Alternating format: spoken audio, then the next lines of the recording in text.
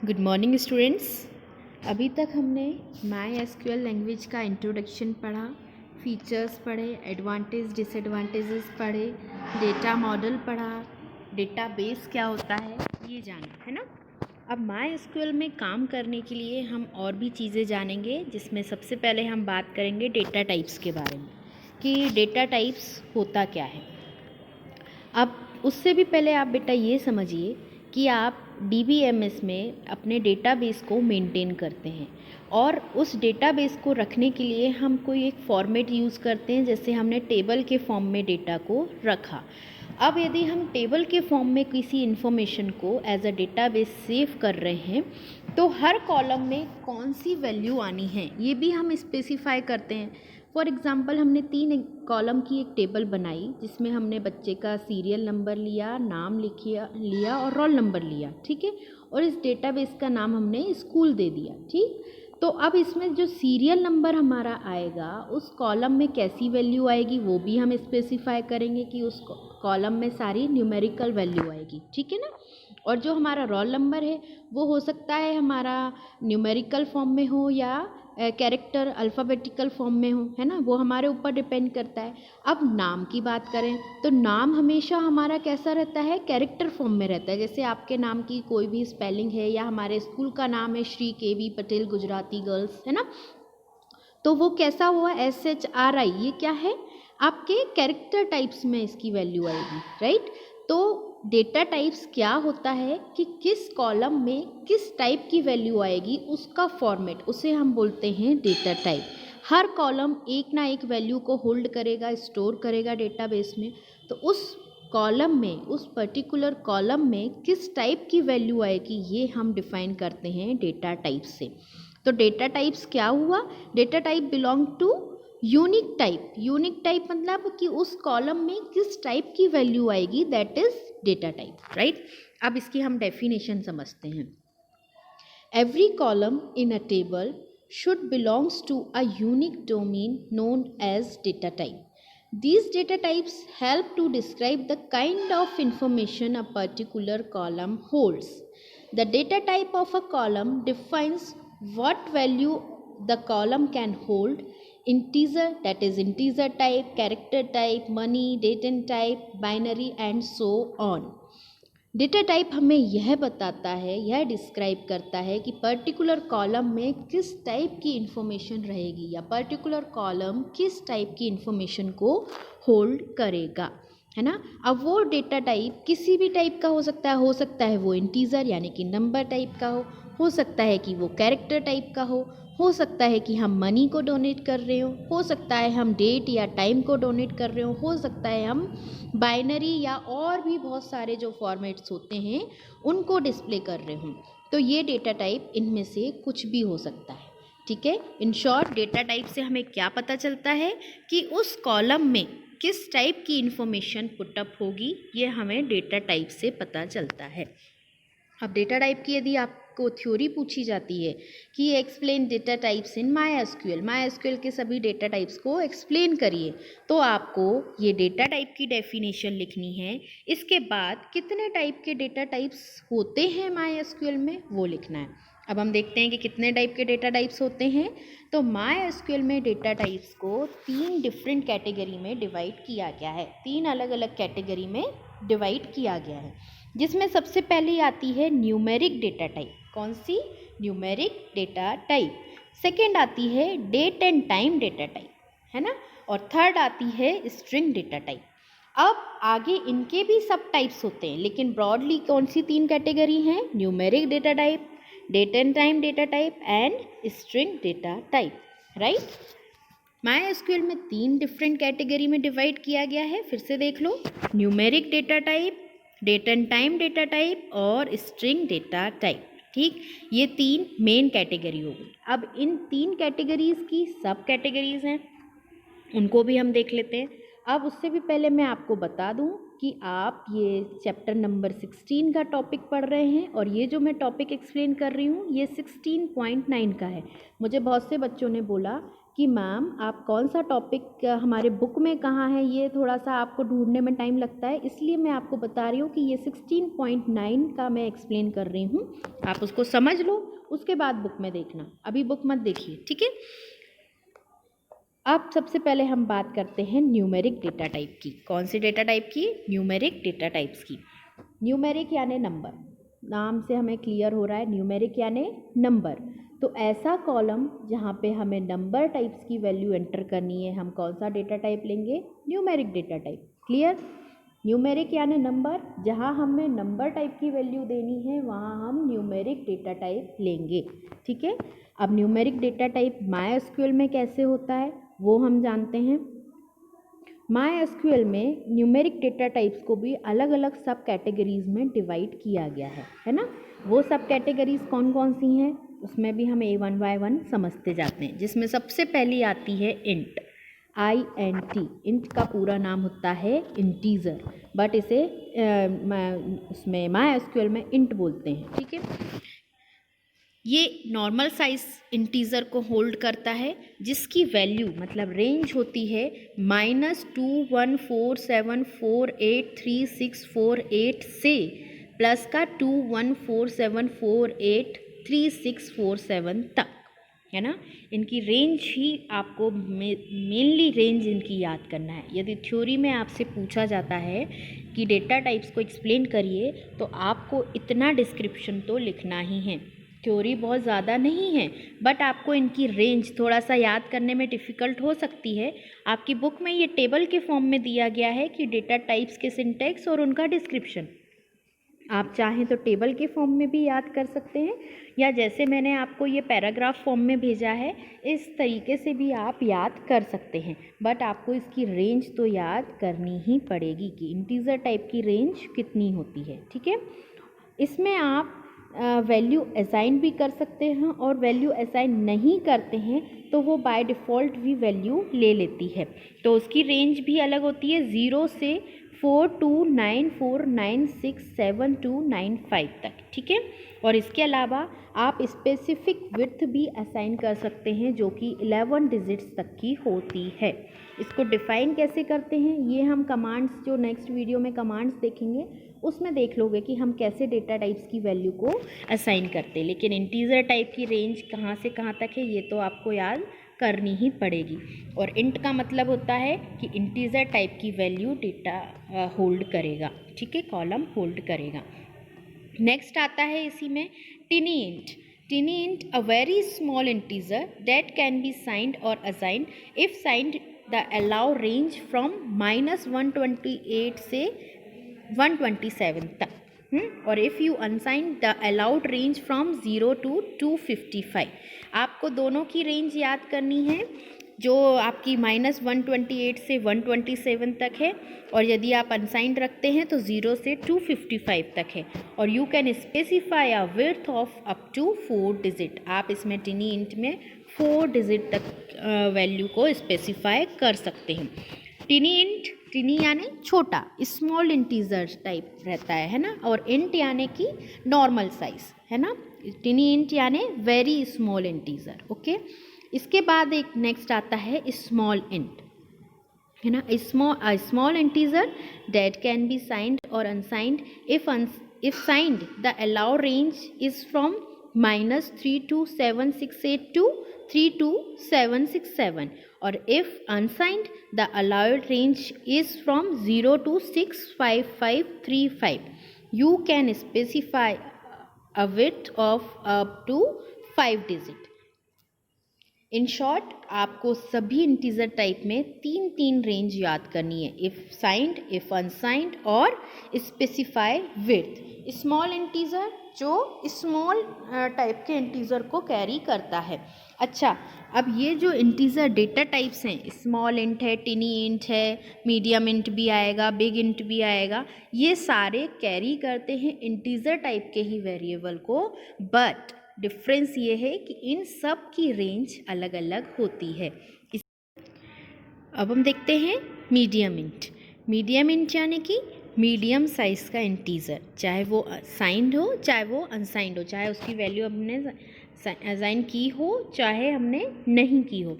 तो इसकी रेंज क्या है, -838860 से 838860 तक, और अनसाइंड है तो 0 to 1677721 तक, है ना। और इसको हम कब तक की विड्थ दे सकते हैं, अप टू 9 डिजिट तक की, 9 डिजिट तक की विड्थ को हम वैल्यू असाइन कर सकते हैं। ये मीडियम इंट था, ठीक है। मीडियम इंट यानी मीडियम साइज इंटीजर, ठीक है। नेक्स्ट आता है हमारा बिग इंट यानी कि लार्ज साइज इंटीजर, जिसका साइज़ बहुत बड़ा हो। लार्ज साइज से हमें रेंज, देखो इसकी रेंज कितनी है, इसीलिए इसको बोलते हैं बिग इंट। इसकी रेंज देखो, -92233736854775808, ठीक है, से 92233736854775807 तक, और 0 से 18446744073709551615 तक, या फिर 20 डिजिट तक। देखो इसकी रेंज, ये बिग इंट है इसलिए सबसे ज़्यादा है, सबसे ज़्यादा रेंज इसकी है, इसलिए इसको बोलते हैं लार्ज इंटीजर या बिग इंटीजर। नेक्स्ट आती है हमारी फ्लोट। फ्लोट मतलब फ्लोटिंग पॉइंट नंबर, जो आपके पॉइंट्स में रहते हैं फ्लोटिंग पॉइंट नंबर, उनको स्टोर करने के लिए हम, यदि फ्लोटिंग नंबर हमें कॉलम में डालनी है तो हम डेटा टाइप लेंगे फ्लोट टाइप का, ठीक है। अ floating point number that can not be unsigned, you can define the display length m and the number of decimal d. This is not required and will default to 10 2, where 2 is the number of decimals and 10 is the total number of digits including decimals.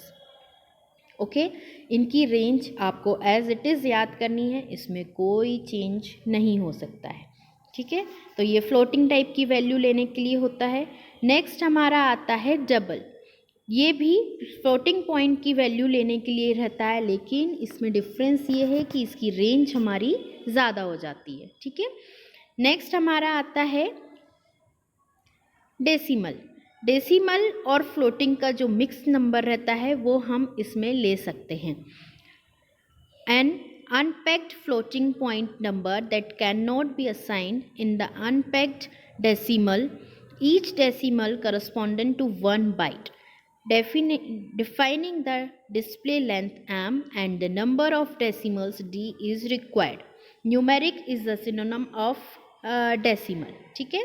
जब हम decimal type की value देना चाहते हैं तब हम इसको declare करेंगे, बट मैं आपको बता दूं कि जब आप प्रैक्टिकल करेंगे तो आप सबसे ज़्यादा इंटीजर टाइप का या फ्लोटिंग टाइप का, है ना, स्मॉल और टिनी मीडियम इंट हम नहीं लेते, क्योंकि इंटीजर टाइप की जो वैल्यू है वो नॉर्मल साइज़ है, मैक्सिमम हम नॉर्मल साइज़ का ही यूज़ करते हैं।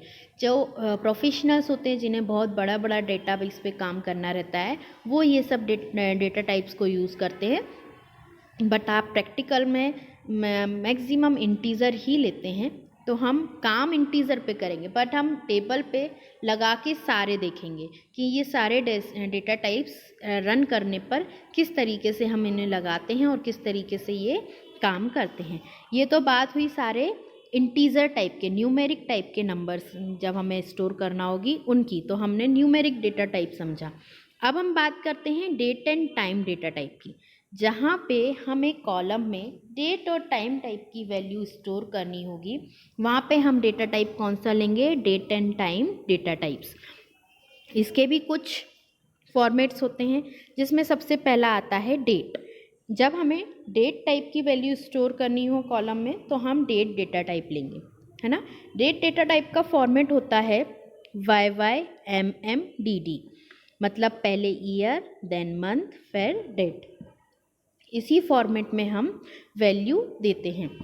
एग्जाम्पल देखिए, December 30, 1973, है ना। इसको स्टोर कैसे करेंगे, 1973-12-30, ये इसी फॉर्मेट में स्टोर होगी। इसको डिफाइन भी हम इसी तरीके से करते हैं। ये बाय डिफ़ॉल्ट ही डिस्प्ले लेती है। इसकी वैल्यू रेंज क्या है, इसकी वैल्यू रेंज ये है 100000101 से लेके 9991231 तक, ये इसकी रेंज है। ये रेंज आपको इसकी याद करनी पड़ेगी, ठीक है। नेक्स्ट हम देखते हैं, इसी में नेक्स्ट आता है डेट टाइम। जब हमें ऊपर वाला जो था वो सिर्फ डेट फॉर्मेट था, सिर्फ डेट को हम यदि डिस्प्ले कराना चाहते हैं तो हम डेट डेटा टाइप लेंगे। नेक्स्ट आया डेट टाइम। जब हमें डेट और टाइम दोनों कॉम्बिनेशन में डिस्प्ले कराना होंगे, किसी कॉलम में स्टोर करना होगा, तो हम डेट टाइम का डेटा टाइप लेंगे। इनकी भी रेंज है, इनका भी फॉर्मेट है। A date and time combination is YYMMDD HH:MM:SS format, जिसकी रेंज क्या है 10000-01-01 और 00:00:00। इसको हम एक एग्जाम्पल से समझें। जैसे कि हमें 3:30 टाइम दिखाना है आफ्टरनून का और डेट ये डिस्प्ले करानी है, तो वो इस तरीके से स्टोर होगी 1973-12-30 और 15/30/00, सॉरी ऑब्लिक नहीं, कॉलन, ठीक है। ये इस तरीके से स्टोर होगी। जब हम डेट एंड टाइम का कॉम्बिनेशन स्टोर कराते हैं तब हम इस फॉर्मेट को यूज़ करते हैं। अब डेट एंड टाइम के बाद नेक्स्ट आता है टाइम स्टैम्प। जब हमें टाइम को किसी एक तरीके से डिस्प्ले करानी हो, जैसे PM, AM, आफ्टरनून वगैरह की जब टाइम, मिडनाइट की टाइम हमें डिस्प्ले करानी हो, ये भी same as it is date and time के कॉम्बिनेशन में ही काम करता है, बट डिफरेंस इसकी सिर्फ रेंज का है, ठीक है। जैसे कि यहाँ एग्जाम्पल देखो बेटा, मैंने नीचे ये 3:30 in afternoon on December 30th in 1973, तो ये स्टोर कैसे होगी, इस तरीके के फॉर्मेट में स्टोर होगी YYMMDD HH:MM:SS। इसमें बीच में कोई भी सेमी कॉलन या कॉलन वगैरह नहीं आया है। इस तरीके से यदि टाइम स्टैम्प बनाना हो, एक टाइम की सील लगाना हो, बट इसमें कॉलन वगैरह शो नहीं करना हो, तो हम इस तरीके से टाइम स्टैम्प फॉर्मेट लेते हैं। ये इस तरीके से हमारी वैल्यू को स्टोर करता है। नेक्स्ट हमारा आता है टाइम। जब हमें सिर्फ टाइम स्टोर करना हो तो हम सिर्फ टाइम डेटा टाइप लेते हैं। Stores the time in HH:MM:SS format, इसकी रेंज इतनी होती है, ठीक है, -838:59:59 to 838:59:59। और ये डिस्प्ले कैसे करता है, HH:MM:SS, जहाँ HH का मतलब होता है आवर्स, MM का मतलब होता है मंथ, और ये होता है डे, सॉरी मंथ नहीं, minutes, hours minute seconds, hours minute seconds के फॉर्म में ये आपका डिस्प्ले कराता है डेट, सॉरी टाइम को, डेट को नहीं, सिर्फ टाइम को, ओके। नेक्स्ट हम बात करते हैं ईयर की। जहाँ पे हम सिर्फ ईयर को स्टोर कराना चाहते हैं तब हम डेटा टाइप कौन सा लेंगे, year. Stores year in 2 digit और 4 डिजिट फॉर्मेट। ईयर हम कितने भी डिजिट फॉर्मेट में स्टोर करा सकते हैं, जैसे 2021 है ना हमारा, तो यदि हम 21 अकेला स्टोर कराना चाहें तो 2 डिजिट, और 4 डिजिट में 2021, इस तरीके से स्टोर करेगा। और बाय डिफ़ॉल्ट इसकी लेंथ रहती है 4। हमारे ऊपर है कि हम ईयर किस फॉर्मेट में स्टोर कराना चाहते हैं। ये पूरे थे डेट एंड टाइम के आपके डेटा टाइप्स, जो कि आपके 5 टाइप्स के पढ़े आपने, date, date time, time stamp, time and year. ये पूरे 5 टाइप के हैं। इसमें भी सिर्फ आपको इनका साइज़ और ये किस फॉर्मेट में आपके डेट एंड टाइम को स्टोर करते हैं इतना लर्न करना है। नेक्स्ट हम बात करते हैं अब स्ट्रिंग टाइप के डेटा टाइप्स की। स्ट्रिंग यानी कि जहाँ पे हम कैरेक्टर टाइप्स की वैल्यू को स्टोर कराना चाहते हैं, जैसे कि आप नेम, एड्रेस, आपका इंस्टीट्यूट नेम, जितनी भी इंग्लिश फॉर्मेट में आप चीज़ें स्टोर कराना चाहते हैं वो सारी स्ट्रिंग डेटा टाइप्स के द्वारा ही डिक्लेयर की जाएंगी। नंबर टाइप्स को हम न्यूमेरिक डेटा टाइप में लेंगे। डेट एंड टाइम को हम डेट एंड टाइम में लेंगे, और जब हम कैरेक्टर्स की बात करते हैं तो हम स्ट्रिंग डेटा टाइप्स को डिक्लेयर करते हैं। तो स्ट्रिंग डेटा टाइप हमें ये बताता है कि इस कॉलम में स्ट्रिंग टाइप की वैल्यू आएगी। ठीक है, अब स्ट्रिंग के अंदर हम कौन कौन से लेते हैं? सबसे पहला आता है कैरेक्टर, CHAR, केयर, इसका फुल फॉर्म होता है कैरेक्टर, जिसकी लेंथ रहती है 1 से 255 कैरेक्टर्स की। कितनी? 1 से 255 कैरेक्टर्स की। यदि हम रेंज डिक्लेयर करते, जैसे ये लिखा KR5, तो मतलब ये 5 कैरेक्टर तक की रेंज है इसकी। और यदि हमने इसको डिक्लेयर नहीं किया, लेंथ डिक्लेयर नहीं करी, तो बाय डिफ़ॉल्ट ये क्या है? 1 है। बाय डिफ़ॉल्ट ये 1 कैरेक्टर लेता है, राइट। ये हुआ कैरेक्टर डेटा टाइप, जिसकी मैक्सिमम लेंथ है 255 कैरेक्टर्स, 1 से 255 कैरेक्टर्स की। नेक्स्ट आता है varchar, है ना। varchar यानी वेरिएबल लेंथ स्ट्रिंग बिटवीन 1 से 255 कैरेक्टर तक की। ये 1 से 255 कैरेक्टर्स तक की लेंथ लेता है, और इसमें भी हम रेंज दे सकते हैं। जैसे हमने दिया varchar 25, you must define a length when creating a varchar field. आप कैरेक्टर में लेंथ डिफाइन नहीं करते हैं तो कोई प्रॉब्लम नहीं है, वो बाय डिफ़ॉल्ट ले लेता है। बट varchar में आपको डेफिनेटली लेंथ देना ही देना है, लेंथ आपको देना ही पड़ेगी कि आप कितनी लेंथ का कैरेक्टर डिक्लेयर करना चाहते हैं। नेक्स्ट आता है आपका टिनी टेक्स्ट यानी कि छोटा, और इसको टिनी ब्लॉब भी बोलते हैं। अब ब्लॉब है ना। अब आप बोलेंगे कि मैडम ये ब्लॉब क्या आ गया? तो ये आता है लार्ज ऑब्जेक्ट डेटा।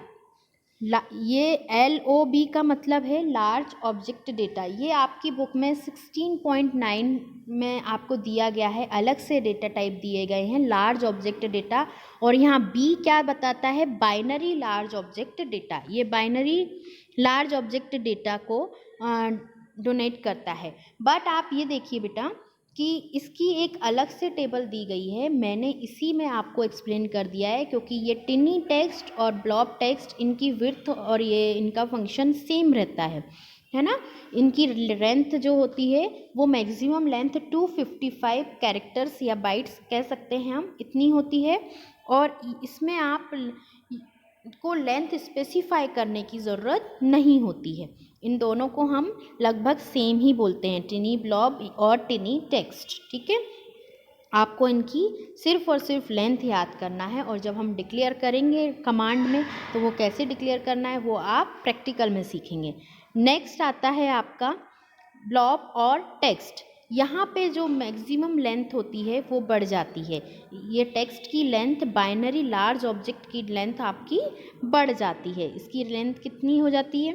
65535 कैरेक्टर्स, है ना। ये लार्ज अमाउंट ऑफ डेटा को स्टोर कर सकता है। कैसा amount? Large amount of data. A field with a maximum length of 65535 characters.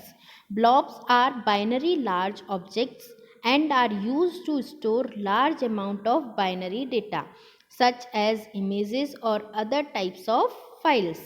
Fields defined as text also hold large amount of data. The difference between the two is that the sorts of comparisons on the stored data and case sensitive on blobs and are not case sensitive in text field. You do not specify a length with blob or text. आपको length specify करने की ज़रूरत नहीं है binary large objects के साथ और text के साथ। इसमें सिर्फ आप डेटा टाइप डिक्लेयर करेंगे और ये लेंथ अपने आप ही ले लेगा। बट इसकी मैक्सिमम लेंथ जो है उससे ज़्यादा ये डेटा को स्टोर नहीं कर पाएगा। जो इसकी मैक्सिमम लेंथ है 65535, इससे ज़्यादा का डेटा ये स्टोर नहीं करेगा। नेक्स्ट डेटा टाइप आता है हमारा मीडियम टेक्स्ट या मीडियम ब्लॉक। ये भी इसकी लेंथ अलग है। ये मीडियम स्पेस को कवर करता है, मीडियम कैरेक्टर्स को रखता है, जिसकी रेंज है 16777 कैरेक्टर्स, है ना। इसमें भी आपको रेंज स्पेसिफाई करने की ज़रूरत नहीं है। You do not specify a length. आपको लेंथ स्पेसिफाई करने की ज़रूरत नहीं है। नेक्स्ट हमारा आता है लॉन्ग टेक्स्ट और लॉन्ग ब्लॉक। इसकी लेंथ कितनी होती है? इसकी लेंथ होती है 4294967295 characters and you do not specify a length with it. आपको इसके साथ भी लेंथ स्पेसिफाई करने की ज़रूरत नहीं है, बस आपकी सबकी लेंथ अलग अलग है, आपको सबकी लेंथ याद करनी है कि किसकी कितनी लेंथ होती है। ये लॉन्ग है, नाम से ही लॉन्ग टेक्स्ट मतलब इसकी लेंथ ज़्यादा हो जाती है। मीडियम टेक्स्ट की लेंथ कम है, टेक्स्ट की एक नॉर्मल लेंथ है, टिनी टेक्स्ट की और कम लेंथ है ना। तो इनकी जो लेंथ है वो आपको याद करनी है। नेक्स्ट आता है आपका बाइनरी जो मिनिमम साइज़ है आपका इसका 255 कैरेक्टर्स है ना, और ये बाइनरी कैरेक्टर्स को फिक्स्ड लेंथ स्ट्रिंग को ही कवर अप करता है या स्टोर करता है। नेक्स्ट हमारी आती है वॉर बाइनरी। इसकी लेंथ वेरिएबल लेंथ स्ट्रिंग को स्टोर करता है जिसका मैक्सिमम साइज़ है 255 कैरेक्टर्स। 255 कैरेक्टर इनकी मैक्सिमम लेंथ है, ठीक है। अब हमने ये सारे डेटा टाइप्स पढ़े जो कि ब्रॉडली 3 थे आपके, न्यूमेरिकल, डेट एंड टाइम और स्ट्रिंग। अब इन तीनों के भी सब टाइप्स हमने पढ़ लिए और इन सब टाइप्स में वेरिएशन सिर्फ उनकी लेंथ का है। जितनी हमें लेंथ का डेटा स्टोर करना है उसी टाइप का डेटा टाइप हम ले लेते हैं। अब ये डेटा टाइप्स कैसे डिक्लेयर करते हैं, कैसे टेबल बनाते टाइम हम डेटा टाइप देते हैं कॉलम में, ये आप नेक्स्ट वीडियो में मैं आपको कमांड्स एक्सप्लेन करूँगी। तब कमांड्स के साथ आपको एग्जाम्पल के साथ ये डेटा टाइप्स समझ में आ जाएंगे। अभी सिर्फ आप इतनी सी बात याद रखिए और इसकी थ्योरी तैयार करिए। इनकी रेंज याद करने में आपको काफ़ी टाइम लगेगा, बट डेटा टाइप्स होता क्या है? डेटा टाइप ये स्पेसिफाई करता है कि पर्टिकुलर रो और कॉलम किस टाइप की वैल्यू को होल्ड करेगा, वो हम डेटा टाइप से पता कर सकते हैं। Data type help to describe the kind of information a particular column hold. कोई कॉलम कैसी इंफॉर्मेशन को होल्ड करेगा वो हम डेटा टाइप से डिक्लेयर करते हैं। आज के लिए इतना ही। नेक्स्ट वीडियो में हम कमांड्स लगाना और इन डेटा टाइप्स को डिक्लेयर करना सीखेंगे। Thank you.